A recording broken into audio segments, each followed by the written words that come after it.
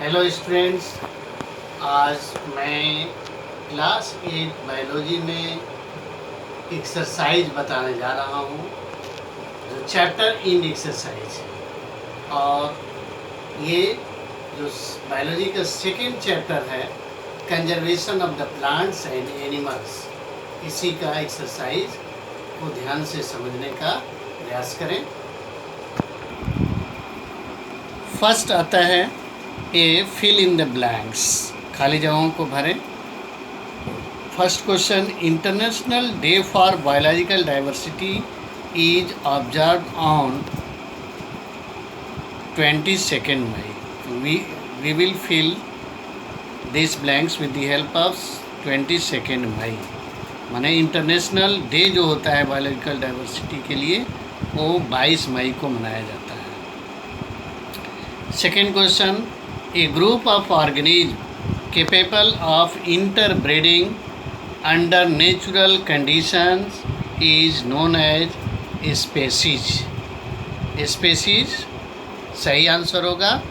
ऐसे जीवों की समूह है जो नेचुरल कंडीशन के अंतर्गत इंटरब्रीड करते हैं। थर्ड आता है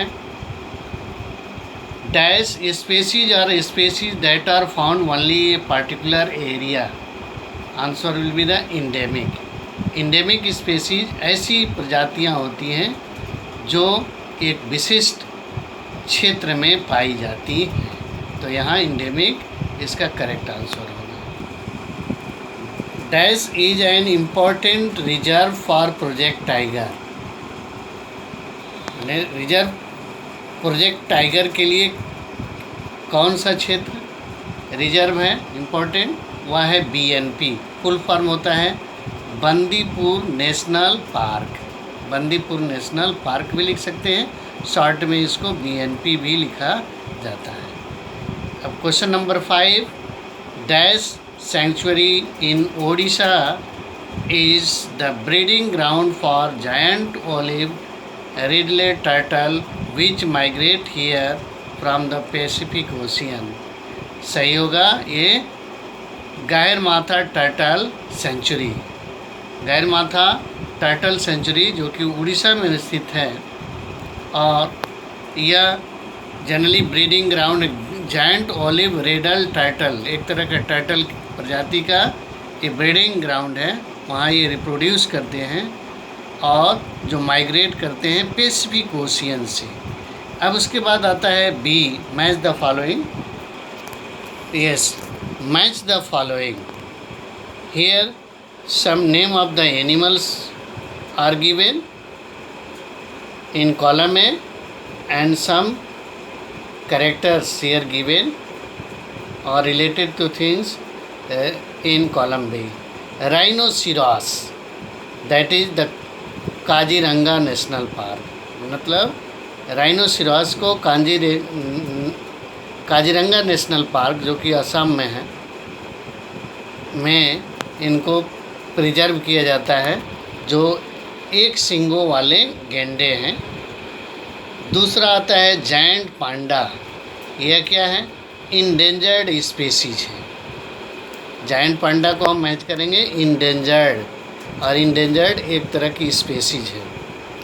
फ्लेमिंगोज थर्ड, ये इसका हम माइग्रेशन, मतलब ये फ्लेमिंगोज माइग्रेटरी बर्ड्स होते हैं जो एक प्लेस से दूसरे जगह पर ये जाते हैं एक स्पेसिफिक या पर्टिकुलर सीजन में, और फिर वो अपने ओरिजिनल प्लेस पर लौट आते हैं।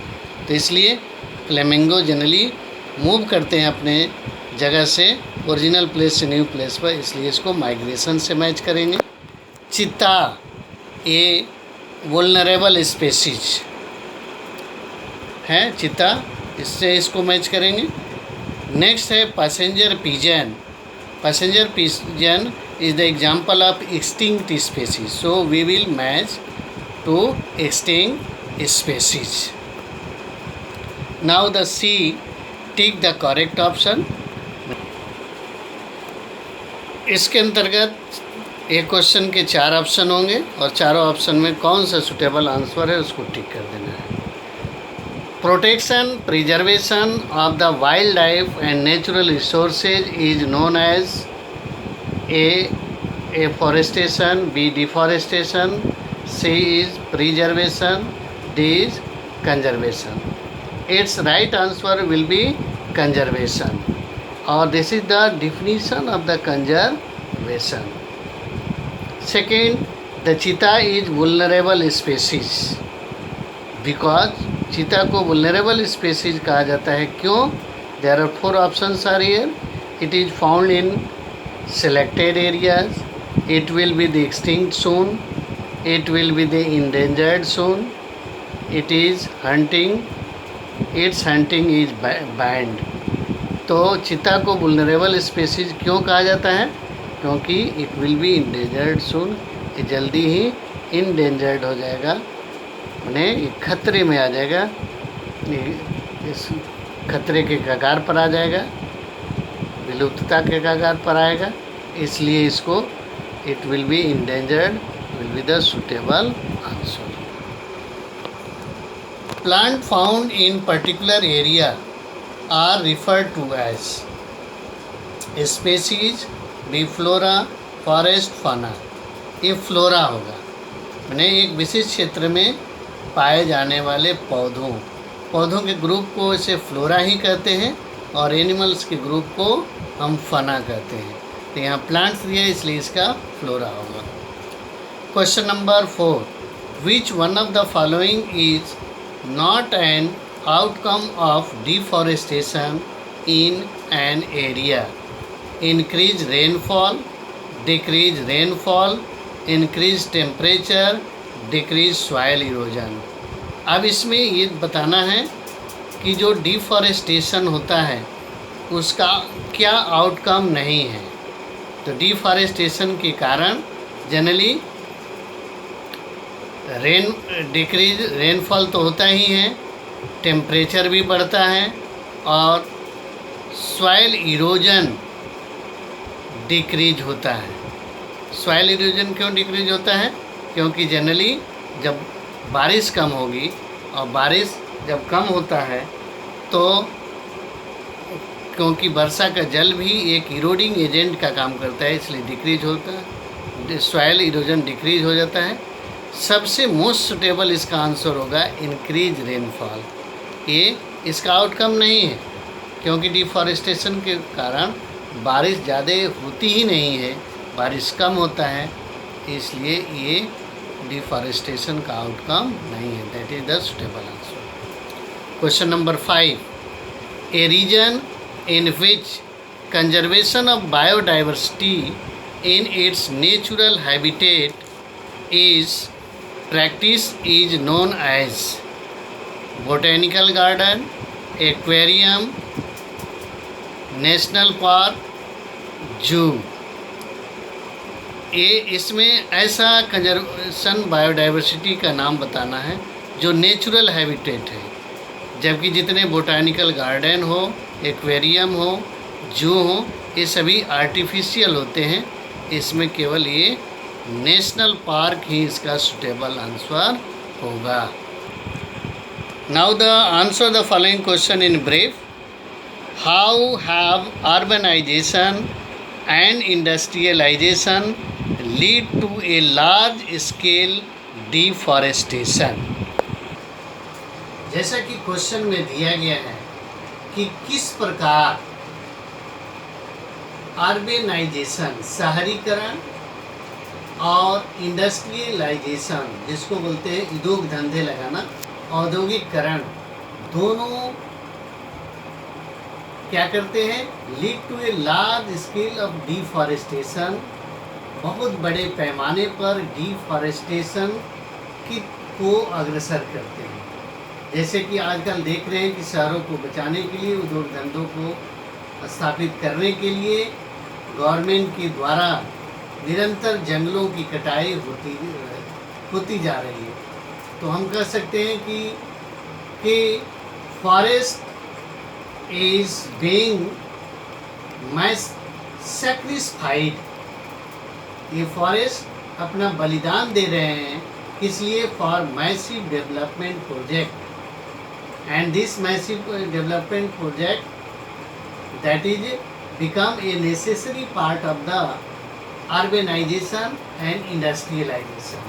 औद्योगिकरण और शहरीकरण दोनों का एक महत्वपूर्ण पार्ट है। क्या? किसका पार्ट है? मैसिव डेवलपमेंट का। ये इन दोनों के द्वारा बहुत बड़े पैमाने पर डेवलपमेंट होता है, और इस डेवलपमेंट के लिए जंगलों की निरंतर कटाई होते जा रही है।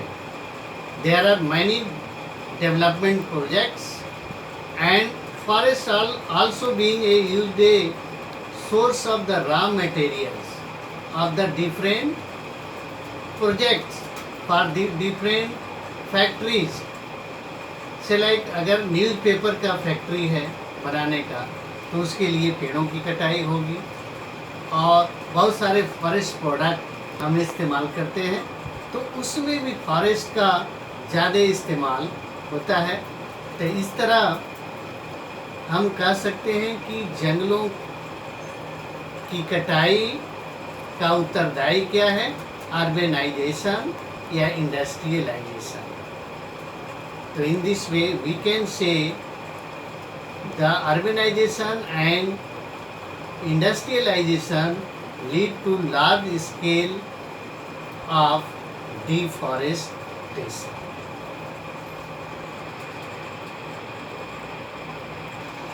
A significant percentage of our population use generally the firewood, forest product, cooking fuel. In addition to the cooking fuel, the forest also a source of the fodder, building materials, medicines, and other forest product. Again, they significant percentage of the human population. In this way, we can say the forest play a great role to fulfill our most requirement. So dear students, you have better understood this question, and you like it, subscribe it, and press bell icon.